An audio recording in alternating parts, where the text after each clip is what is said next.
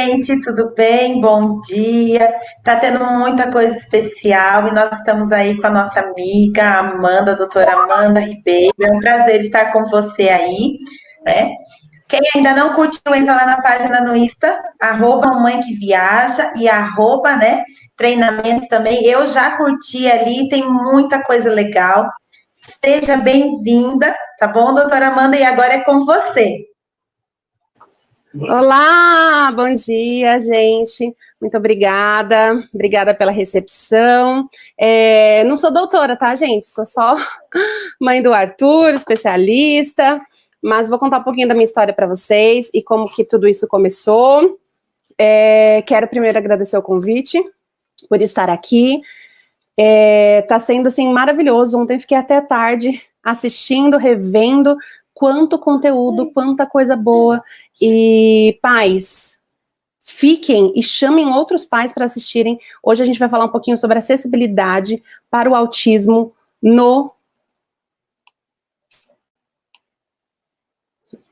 Vamos falar sobre acessibilidade para autismo no turismo e no lazer. Gostaria de me descrever. Eu sou uma mulher, eu estou numa parede branca, eu tenho cabelos castanhos escuros, a pele branca, e estou vestindo uma camisa azul royal. Vamos lá, gente. Por onde que eu começo? Porque é muita informação. As meninas já deram aí um spoiler, já começaram a apresentar. Meu nome é Amanda Ribeiro, eu sou mãe do Arthur. O Arthur tem 4 anos e meio e ele é autista. Eu falo que, assim, o autismo chegou para mim como se fosse uma bomba, né? Eu não esperava, e eu quero só contar um pouquinho da minha história para vocês entenderem como que a gente chegou na Incluir Treinamentos. Então, assim, começou, por onde começou, né? Eu tenho um blog que chama Mamãe que Viaja, @Mamãe que Viaja, então pode seguir aí, gente, lá, o Instagram, e o site é mamãequeviaja.net. E eu criei esse blog quando eu estava gestante, e porque eu sempre gostei muito de viajar, e eu falei assim, quando meu filho nascer, eu vou viajar o mundo, vou viajar o país, e eu quero levar meu filho para conhecer tudo. E o Arthur chegou prematuro, de 32 semanas, com 1,4 kg, ficou um mês na UTI, e eu falo que essa foi a primeira vez que meu mundo caiu. A gente faz muitos planos, né? Planos sobre tudo, só que a gente sabe que não é a gente quem controla. E eu aprendi isso da forma mais difícil, que foi com a prematuridade. E depois de passar pela prematuridade, o Arthur estava crescendo, se desenvolvendo, engordando 1 quilo por mês. E eu falei, bom, agora eu vou voltar a viajar. E então eu preparei uma super viagem, um tour pelo Nordeste, né, Mamãe que Viaja, com uma criança de 1 ano e meio, descendo de lá de Natal até lá Maceió, Maragogi, e quando a gente estava no final da viagem, o Arthur teve uma convulsão febril, e ele, de quase 10 minutos, e eu falei, não acredito, ele já tinha tido 2 convulsões, estava tomando medicação, eu falei, bom, então agora a gente vai voltar desde o começo. Fui na neuro para falar das convulsões febris, e quando eu cheguei lá na neuro, ela começou a fazer umas perguntas diferentes, que os outros neuros não tinham feito para mim. Eu falei assim, ele fala? Ele tinha 19 meses. Ele fala? Falei, não, ele ainda não fala. Ele aponta, mostra a barriga? Não mostra a barriga ainda. Ele atende quando você chama? Aí você acredita que não? Eu chamo 50 vezes e ele não atende? Ele falou assim, tá, quando ele quer alguma coisa, ele pega a sua mão e leva eu, como você sabe? Aí ela foi falando outras características, e aí ela falou assim, olha, ele tem características dentro do transtorno do espectro autista. Eu falei, não, meu filho não, imagina, meu filho corre, ele dá risada. Autista é aquela criança que vive no mundinho, se balançando. Isso era o que eu tinha de autismo. E depois de receber essa notícia, eu falo que foi a segunda vez que meu mundo caiu de novo. Eu comecei a pesquisar, comecei a estudar, e para sair da fase de negação, eu comecei a fazer um curso, uma especialização em intervenção precoce do autismo. E lá no primeiro módulo estava escrito Marcos do Desenvolvimento. Eu falei, realmente, mesmo ele sendo prematuro, ele não está cumprindo os marcos de desenvolvimento. Ontem foi falado muito sobre as características, né? Agora a próxima palestra é sobre intervenção precoce. Então, a gente acha, muita gente fala que assim, meu filho foi falar, eu conheço criança que fala com 4 anos, cada criança tem o seu tempo, e a gente sabe que isso pode ser um atraso no diagnóstico. Eu tinha prematuridade na minha frente, então ele tinha atraso de 2 meses de prematuridade. Eu achava que os atrasos dele eram da prematuridade. Eu tenho vídeo do Arthur apontando, tenho vídeo dele mostrando, tenho vídeo dele imitando, mandando beijo. E com 19 meses ele já não fazia mais isso, então ele perdeu habilidades. Então recebi o diagnóstico, entrei numa fase de luto, que eu falo luto, muitos autistas não gostam que eu use essa palavra, né? Mas para mim foi um luto, a morte do meu filho idealizado. E eu chorava dia e noite, eu não queria, e para sair dessa negação eu fui estudar. E aí estudei bastante e descobri que para o meu filho se desenvolver, ele precisaria de terapia. Eu descobri que eu não tinha dinheiro para pagar terapia, então eu virei a mãe terapeuta, fiquei 8 meses aplicando terapia no meu filho, e aí quando o Arthur já estava assim, né, já tinha começado a soltar as primeiras palavras, eu falei assim, agora vamos viajar, né, mamãe que viaja, gente. Fui viajar, na primeira viagem, o Arthur ficou 3 dias sem tomar banho, inclusive foi um aventuri, ele não entrava no banheiro, ele chorava, gritava, o banheiro era escuro, o chuveiro era forte, era totalmente diferente, eu falava, meu Deus, como assim, o menino não conseguiu dar banho na criança? E depois eu fui fazer um passeio no aquário, e o Arthur já sabia falar o nome dos bichinhos do aquário, mas ele só rodava e fazia extremamente desorganizado, fazendo ecolalia, estereotipia, e eu falava, eu preciso aprender a viajar com meu filho, eu sabia viajar com uma criança, né, e agora eu não sei mais como viajar com uma criança autista, e eu fui procurar informação, falei, bom, preciso saber onde tem curso de aprender a viajar com autista, e aí fui procurar material, e não encontrei aqui no Brasil, mas eu encontrei uma certificação pelo IBCCIS, que é um órgão que certificou os parques do SeaWorld, o Aquática, Discovery Cove, Sesame's Place, lá em Orlando, lá nos Estados Unidos, para serem centro de autismo. E aí eu fiz uma capacitação, fiz uma certificação em autismo para viagens. Eu sou a primeira brasileira certificada em autismo para viagem. Falo que eu não queria ser a primeira, que eu queria ser a milésima, eu queria que já tivesse conteúdo sobre isso.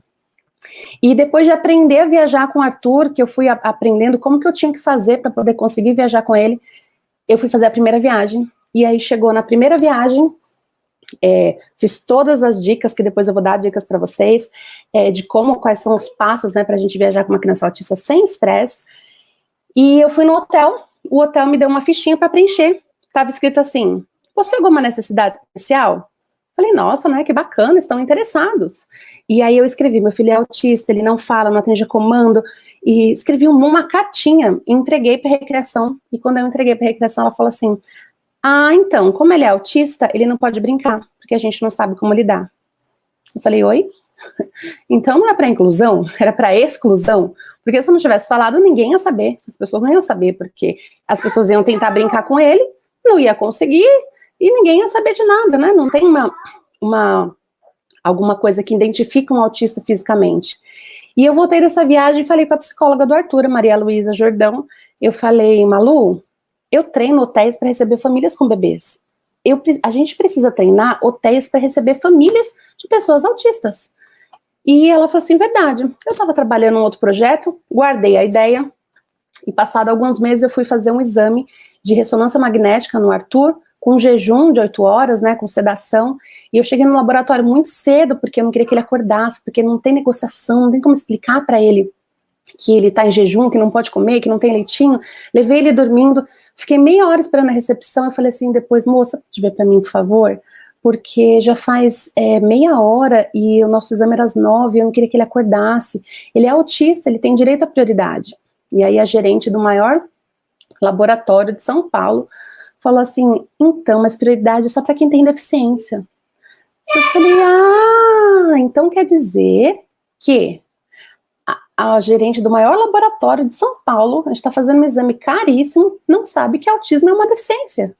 E eu voltei do laboratório e falei assim, Malu, que é a Maria Luísa, eu falei assim, lembra que eu falei da gente treinar os hotéis? A gente precisa treinar os hotéis, os laboratórios. E eu fiquei com essa ideia na cabeça, ainda guardei a ideia, e quando eu fui procurar a escola para o Arthur ano passado, eu fui em uma escola, a escola era linda, tinha judô, tinha inglês, E aí, quando eu falei que o Arthur era autista, não tinha mais vaga. Tudo bem, né? A gente sabe que eles não podem fazer isso. Fui em outra escola, uma escola fofa, tinha galinha, tinha coelhinho, hortinha. Eu falei, é aqui que meu filho vai ficar. E aí, toda uma negociação, quando eu falei que era autista, não temos mais vagas para a turma dele. Eu falei, entendi. E aí, na terceira escola, eu falei assim, olha, a gente aceita, claro, né? E aí, depois eu falei assim, olha, ele é autista. Ela falou assim, não tem problema. Eu falei, mas vocês aceitam um treinamento? Ela falou, nós aceitamos. E aí foi onde nasceu a Incluir Treinamentos, onde a gente treina e capacita profissionais para a inclusão. Primeira pessoa, né, escola, empresa que a gente treinou foi a escola do meu filho. A gente treinou a escola inteira, professor, monitor, cozinha, para fazer a inclusão dele. E eu falei, gente, é isso que a gente precisa treinar as escolas, né, onde as crianças ficam a maior parte do tempo, 4 horas, 5 horas, 8 horas. Os professores, a gente sabe que eles não aprenderam sobre autismo na faculdade, que eles não têm uma capacitação específica para isso. E aí eu fui procurar algumas escolas particulares e uma das escolas falou para mim assim, então, né, mas se a gente treinar, vai encher de autista. Eu falei, eles não querem ser treinados. E fiquei um pouco desiludida com a questão da escola, daquela animação que eu estava, e o turismo, né, que é a parte que eu gosto, que é de viajar, ele me acolheu. O ano passado nós fizemos uma palestra para todos os diretores de parques, né, parque aquático, parque de diversão do Brasil, sobre acessibilidade para o autismo, e quando eu terminei a palestra, um dos presidentes do maior parque do Brasil estava chorando. Ele falou assim, olha, a gente não sabia, a gente gostaria de acolher vocês, mas a gente não sabia que vocês precisavam de tudo isso. E foi onde a gente falou pela primeira vez no Brasil sobre acessibilidade para autismo, no turismo. E a partir dali a gente começou a treinar recreadores, a gente começou a treinar hotéis. O ano passado nós recebemos o Prêmio Nacional do Turismo, pela iniciativa de capacitar o turismo para inclusão de autistas. Gente, por que eu tô falando desse assunto? Não é só porque eu gosto, né? A gente sabe que o autismo tem muitas questões urgentes, muitas. Então, a saúde, a gente sabe que a gente tem difícil acesso a diagnóstico, a terapias. A educação, então, é de chorar, né? Porque a gente sabe também que as crianças não são incluídas, não tem adaptação de currículo, a gente sabe tudo isso. Mas o lazer, gente, o lazer é uma parte muito importante para as famílias.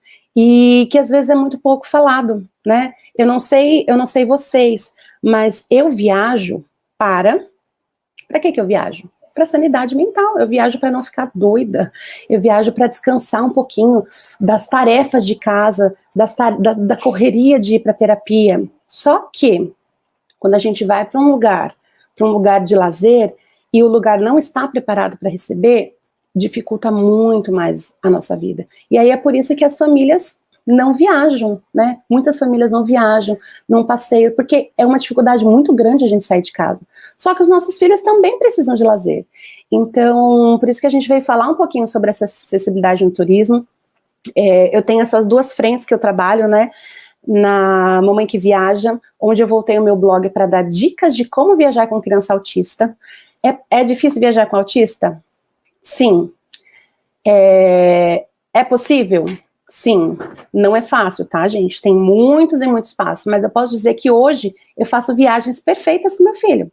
A última viagem que nós fizemos foi semana passada, nós fomos para um hotel, ficamos 3 dias, e a minha cunhada foi junto, ela nunca tinha viajado com a gente sozinha, ela falou assim, ele é bonzinho, né? Eu falei, mas ele não chorou nenhuma vez. Eu falei, então, muito treino. O que eu falo para as mães? A gente precisa viajar, os nossos filhos precisam muito, muito sair de casa. Uma coisa que eu gosto sempre de falar sobre essa viagem é que os locais ainda não estão preparados, mas a gente precisa que vocês, pais, profissionais que estão aqui, que a gente cobre isso dos locais, para que eles se capacitem. E o que é capacitação? O que é acessibilidade para o autismo? Quando a gente fala de acessibilidade, a primeira coisa que vem na mente da pessoa é rampa, banheiro adaptado, né, piso tátil. As pessoas pensam na acessibilidade para as deficiências físicas. Porém, todo autista, segundo a Lei Berenice-Piana, de 2012, é considerado uma pessoa com deficiência. Nós, como né, pais familiares, o autista ele tem os mesmos direitos de uma pessoa com deficiência. E a acessibilidade para o autismo não precisa de rampa, não precisa de banheiro adaptado. A acessibilidade para o autista precisa de informação. As pessoas que estão ali atendendo, elas precisam saber o que é autismo, saber como ajudar aquela mãe, saber o que é uma crise e o que é uma birra. A gente sabe que tem muita diferença. Um ambiente de lazer, ele proporciona muito estímulos para os nossos filhos. Porém, eu falo que o lazer é onde a gente consegue colocar em prática o que as crianças aprenderam na terapia. Nós estávamos em um parque, no começo do ano, viajando, estávamos em um parque, e o Arthur estava num carrinho, né, no carrinho de criança, a gente estava empurrando o carrinho, e ele estava segurando uma garrafinha de plástico, e eu achei que ele estava segurando, porque ele estava segurando. De repente eu estou empurrando o carrinho, ele fala, para! Aí eu, nossa, gritando, parei o carrinho, ele desceu do carrinho, colocou a garrafinha dentro do lixo, voltou pro carrinho e sentou. Eu olhei para meu marido e falei, você viu isso? Ele falou assim, eu vi. Eu falei assim, eu nem sabia que o Arthur sabia que podia jogar o lixo. Eu não sabia que ele sabia o que era lixo. Eu não sabia que ele sabia que a garrafinha iria no lixo. Ele sabia tudo isso, mas eu não tinha dado oportunidade dentro de casa dele jogar uma garrafinha no lixo. Durante o lazer, a gente consegue trabalhar muitas questões sensoriais. A gente consegue trabalhar os aprendizados, né, a generalização do que eles aprenderam, a gente consegue confirmar se realmente eles aprenderam aquela habilidade. Então eu falo que a parte do lazer é muito importante para a família, e a gente sabe que é muito difícil também as crianças participarem das atividades. Por que que a maioria das crianças, né, quando a gente fala de autismo, a gente fala de único, né? Se a gente colocar 1000 autistas aqui dentro da sala, vão ter 1000 pessoas autistas totalmente diferentes um do outro. Mas é muito comum, né, que os autistas tenham o transtorno do processamento sensorial. E essa questão do transtorno do processamento sensorial, ela dificulta muito o acesso, né? O Arthur, por exemplo, ele tem hipersensibilidade auditiva, né? Ele tem hipersensibilidade visual, ele tem hipossensibilidade tátil, proprioceptiva e vestibular. A hipersensibilidade auditiva é um processo muito difícil, porque quando chega num lugar que tem muito estímulo, muito som, ele se desorganiza. Então, para a gente estar nesses lugares, a gente precisa lidar o máximo que a gente pode com o controle de estímulos, porque a nossa vida, eu falo que a minha vida como mãe é evitar uma crise. Né? Uma coisa que é muito importante quando a gente está falando de lazer são algumas leis que já existem, né? A gente fala assim, essas leis já existem, só que elas não são cumpridas. Então, quando a gente fala de acessibilidade básica, o que a gente precisa para começar? O que um estabelecimento, um parque, um passeio, uma atração turística precisa para dar acessibilidade para o autismo? Eu falo que ele precisa cumprir as leis básicas, as leis que já existem, não precisa fazer nada mais. Uma das leis que é muito importante para a gente no lazer é a lei do atendimento prioritário, né? Quando a gente fala de atendimento prioritário, é muito comum a gente achar, ainda hoje, muito, né? Isso é o que mais a gente acha. O atendimento, as pessoas falarem atendimento preferencial. E aí eu gosto sempre de explicar, e aí você que está assistindo aqui, você vai colocar isso para a sua vida, anota aí, qual que é o termo correto? Prioritário ou preferencial? Então vamos lá, eu quero explicar para vocês um pouquinho o que quer dizer prioridade. Prioridade é a condição que ocorre em primeiro lugar, o primeiro em relação aos demais. Preferência é o ato de preferir uma coisa a outra, escolher uma coisa em detrimento de outra. O atendimento prioritário não é um privilégio. Quando a gente está ali na fila, né, de uma atração, de um passeio, de um lazer, de um shopping, de um lanche, de um fast food, a gente está ali no atendimento prioritário porque a gente sabe que aquele monte de excesso de estímulos, ele vai juntando e quando a gente está ali na fila, a gente quer sair daquele lugar o mais rápido possível, Porque para uma criança, para a maioria das crianças pequenas, é muito comum eles não conseguirem enfrentar uma fila. Então, o atendimento prioritário no lazer, ele é muito importante. A principal lei federal, ela fala que o atendimento é prioritário. Todas as leis que falam sobre atendimento prioritário, elas falam prioritário, elas não falam sobre preferencial. E hoje é muito comum ainda a gente ver as pessoas dando preferência para a gente, né? Quando você tem uma fila prioritária maior que a fila comum, quer dizer que eles estão preferindo, olha, eu vou atender primeiro esse aqui, e aí depois eu atendo você. Eu vou atender um comum e atendo você. Isso é preferência, sendo que as pessoas que estão ali na fila prioritária, elas precisam ser atendidas primeiro, né? Eu falo que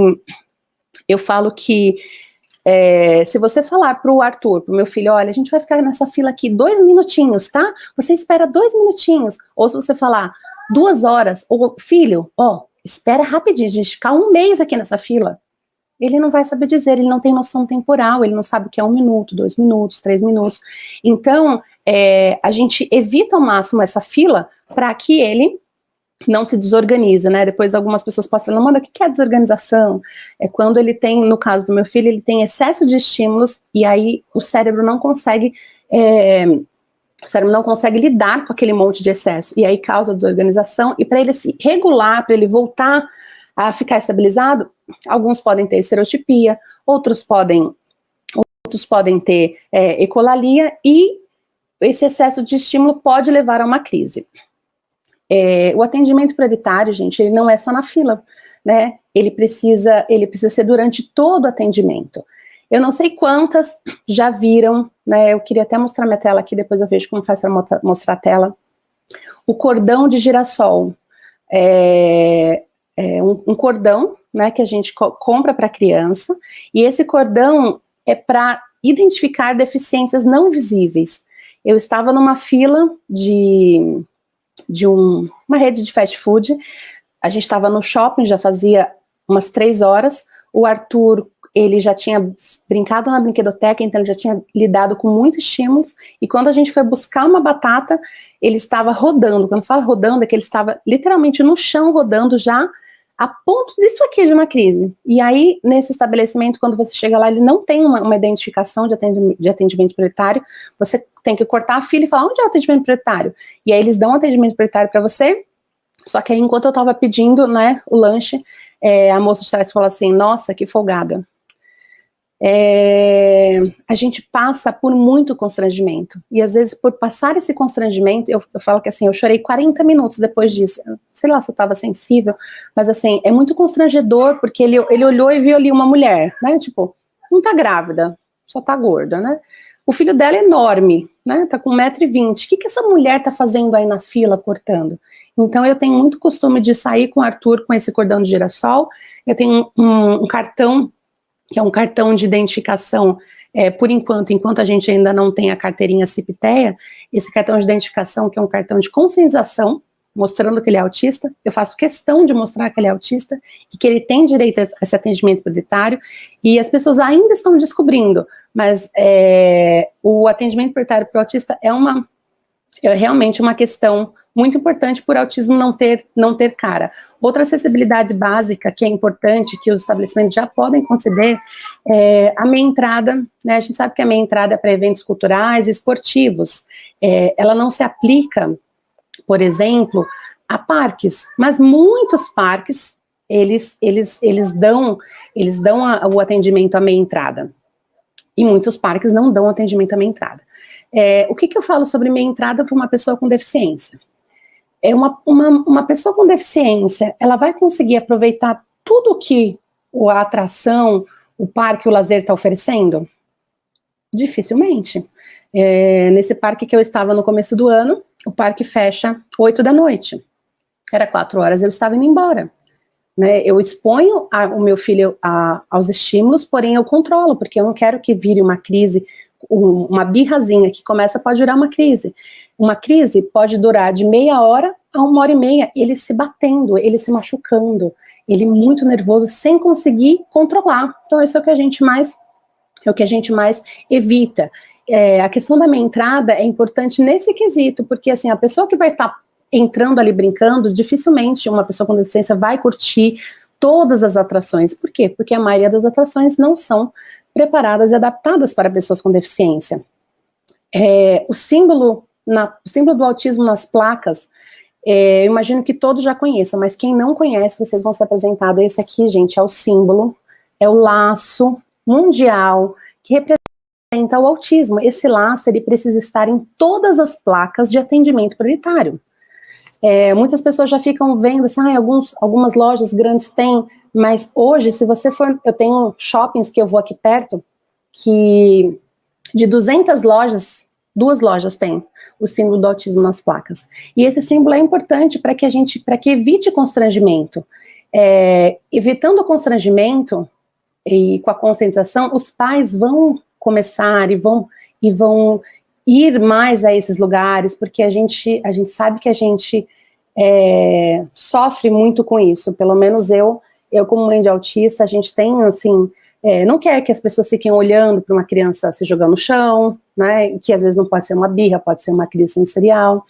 Os assentos reservados também são acessibilidade básica, que é muito importante, porque a gente dentro de um estabelecimento, dependendo, no caso do Arthur, que ele tem hipersensibilidade visual, se tiver muita gente na frente, por exemplo, no cinema, no teatro, ele vai desorganizar. Então a gente precisa estar mais perto um pouquinho do palco. Não sei se vocês sabem, mas 5% dos brinquedos de estabelecimentos públicos e privados precisam ser adaptados para pessoas com deficiência. Como o autista é uma pessoa com deficiência, inclusive para o autista.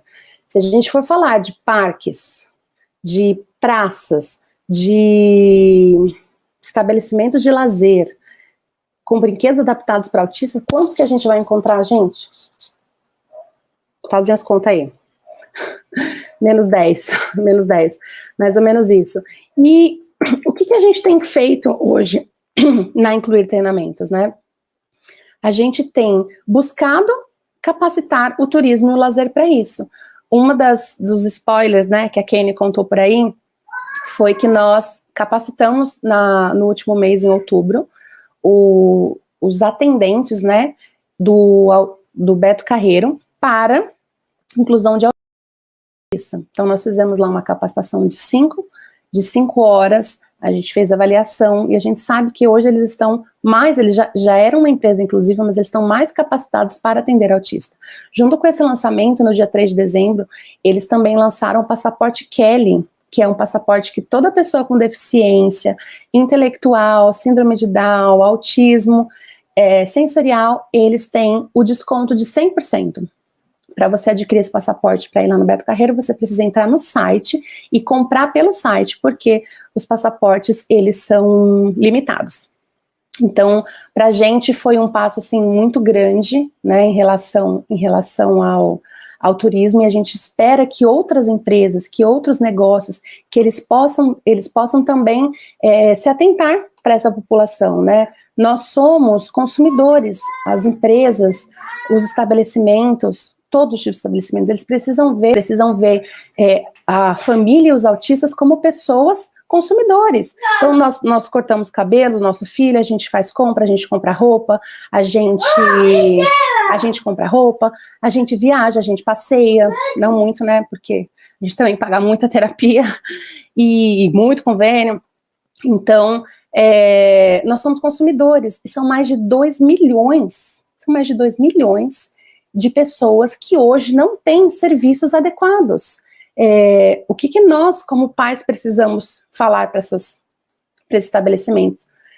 Que hoje, né, hoje existe uma empresa que treina e capacita. A gente cobra muito capacitação, mas até o ano passado a gente não tinha uma empresa que capacitava esse tipo de serviço, né, que seria serviço de profissionais que não são psicólogos, fonos, são profissionais atendente de balcão, atendente de brinquedo, atendente de hotel, garçom.